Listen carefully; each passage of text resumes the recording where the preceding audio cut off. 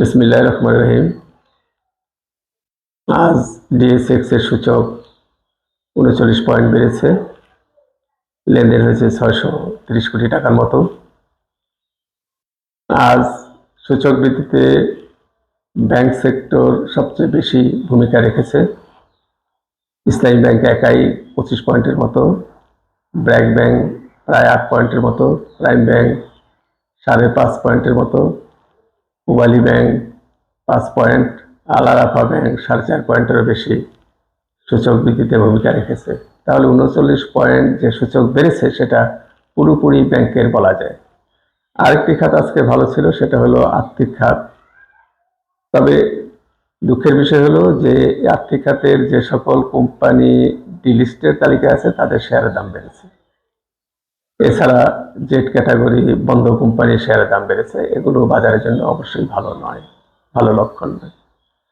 ক্ষুদ্র বিনিয়োগকারীরা মূল্যভিত্তিক শেয়ারে বিনিয়োগ করেছে, কারণ শেয়ারের দামের মূল ভিত্তি হলো মূল্যভিত্তিক শেয়ার।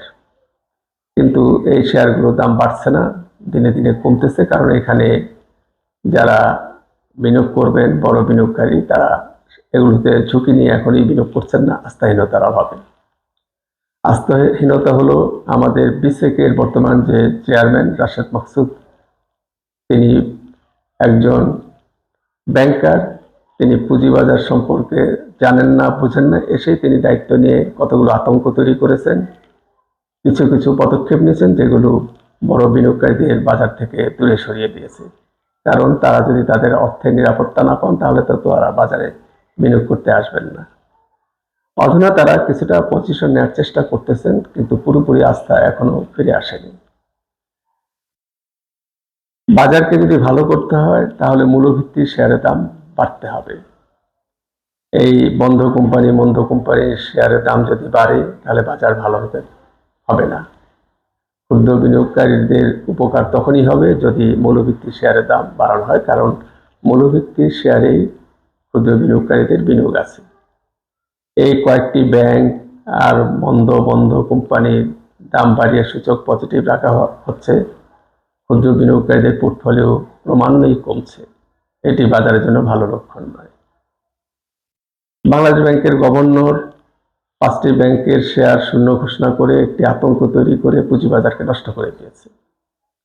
রাশেদ মাকসুদ তারাও বিভিন্ন সময় মার্জিন রোল ইত্যাদির নাম করে বিভিন্ন পদক্ষেপ নিয়ে বাজার আতঙ্ক তৈরি করে, কোয়েরি দিয়ে আতঙ্ক তৈরি করে বাজারকে খারাপ করেছেন। বাজার থেকে ক্ষুদ্র বিনিয়োগকারীদেরকে একরকম তাড়িয়েই দিয়েছেন, যার ফলে বাজার তলানিতে চলে এসেছে। এখন যদি জেড ক্যাটাগরির মন্দ কোম্পানিগুলোর দাম বাড়ে, মূল্যভিত্তিক শেয়ারের দাম না বাড়ে, তাহলে প্রকৃতপক্ষে ক্ষুদ্র বিনিয়োগকারীরা লাভবান হতে পারবে না। কারণ এই মূল্যভিত্তির কোম্পানিতে ক্ষুদ্র বিনিয়োগকারীদের বিনিয়োগ আছে। আর এই মূল্যভিত্তির কোম্পানিতে বিনিয়োগ বাড়াবে বড় বিনিয়োগকারীরা। তারা যদি বিনিয়োগ বাড়ায় তাহলেই কিন্তু ক্ষুদ্র বিনিয়োগকারীরা লাভবান হবে। কিন্তু আস্থাহীনতার অভাবে তারা বাজারে আসতে পারতেছে না, কারণ তারাও তো তাদের বিনিয়োগের নিরাপত্তা চায়। বিশ্বের সকল দেশেই বড় বিনিয়োগকারীরা আছে, স্মার্ট মানি আছে, কিন্তু তাদেরকে যদি উপযুক্ত পরিবেশ না দেওয়া হয় তাহলে তারা বাজারে কখনোই আসবে না। সেই জন্য নির্বাচন পরবর্তী যারা সরকারের দায়িত্ব নেবেন তাদের উচিত হবে পেশাদার ব্যক্তিত্ব যারা বাজার বোঝে, ভালো জানে, তাদেরকে বিসেকের দায়িত্ব দেওয়া। তাহলেই তারা ক্ষুদ্র বিনিয়োগকারীদের স্বার্থরক্ষামূলক পদক্ষেপ গ্রহণ করতে পারবে।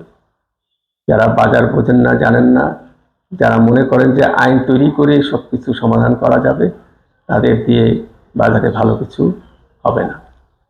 সংস্কার কোনো নির্ধারিত সময়ের মধ্যে সীমাবদ্ধ নয়। অবস্থার প্রেক্ষিতে বিভিন্ন সময়ে দীর্ঘমেয়াদের সংস্কার চলমান অবস্থায় থাকবে। হঠাৎ করে এসে সংস্কারের নাম করে আতঙ্ক ছড়িয়ে দিয়ে বাজারকে অস্থির করে তুললে বাজার ভালো হয় না। আর্থিক বিষয়ে ধীরে সুস্থে যারা স্টেক হোল্ডার আছে, অংশীজন আছে, তাদের সাথে আলাপ আলোচনা করে বাজারের ব্যাপারে যদি সিদ্ধান্ত নেওয়া হয় তাহলে সবসময় বাজার ভালো থাকবে।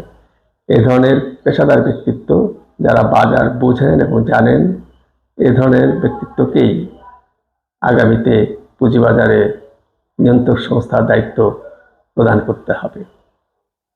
তো যা হোক, আমরা চাই বন্ধ কোম্পানির শেয়ারের দাম না বাড়ুক, বড় বিনিয়োগকারীদের জন্য এমন সুন্দর পরিবেশ তৈরি করা হোক, তারা যেন পুঁজিবাজারে স্বাচ্ছন্দ্যে বিনিয়োগ করতে পারে।